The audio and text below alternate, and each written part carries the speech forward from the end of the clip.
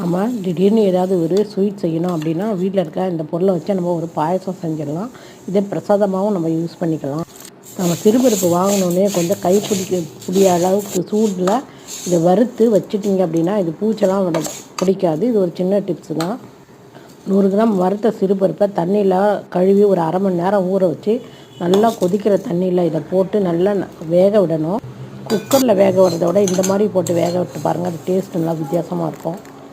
ஒரு 50 கிராம் சேமியாவை வறுத்து நல்லா இந்த மாதிரி பாதி வெந்த சிறுபருப்போடு நல்லா வேக விட்டிங்கன்னா இது ஒரு 5 நிமிஷத்தில் வெந்துடும்.